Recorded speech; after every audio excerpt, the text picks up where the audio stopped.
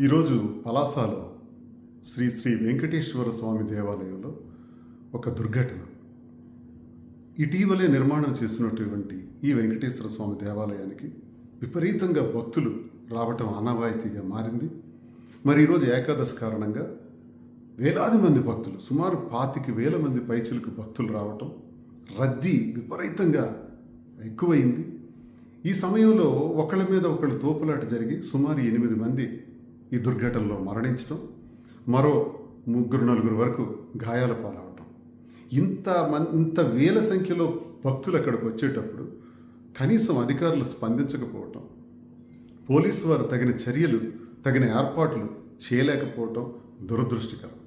కేవలం నిర్లక్ష్యం వల్లే ఇది జరిగిందని నేను భావిస్తున్నాను.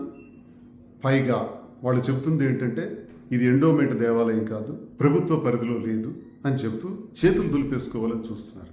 ప్రభుత్వ పరిధిలో ఉన్న సింహాచలంలో కూడా ఏం జరిగిందో మనం చూసాం. అంటే అక్కడ కూడా ఎంత నిర్లక్ష్యంగా ఉండటం వల్ల జరిగిందన్నది మనకు తెలిసిందే. అయినా ప్రభుత్వ పరం ఏంటి, ప్రైవేట్ పరం ఏంటి? ప్రజలు ఎక్కువగా గుమిగూడున్నటువంటి ప్రాంతంలో దేవాలయంకి వచ్చేటప్పుడు అది ఏ దేవాలయం అన్నది అనవసరం. అక్కడ రక్షణ చర్యలు, అక్కడ భద్రతా చర్యలు తీసుకోవాల్సినటువంటి అవసరం అధికారులకు ఉంది. ఎండోమెంట్ అధికారులు కానీ లేదా పోలీసు వారు కానీ తప్పించుకోవటానికి లేదు.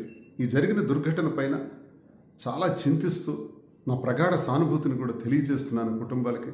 ఆ వెంకటేశ్వర స్వామి వారి ఆత్మకు శాంతి కలిగే విధంగా చూడాలని నేను కోరుకుంటూ, ప్రభుత్వం వెంటనే స్పందించాలని, ఆ నష్టపోయినటువంటి ఆ కుటుంబాలందరికీ కూడా కనీసం 20 లక్షల రూపాయలకు తక్కువ లేకుండా ఆ కుటుంబాలకి నష్టపరిహారాలని అందజేయాలని నేను ఈ ప్రభుత్వానికి డిమాండ్ చేస్తున్నాను.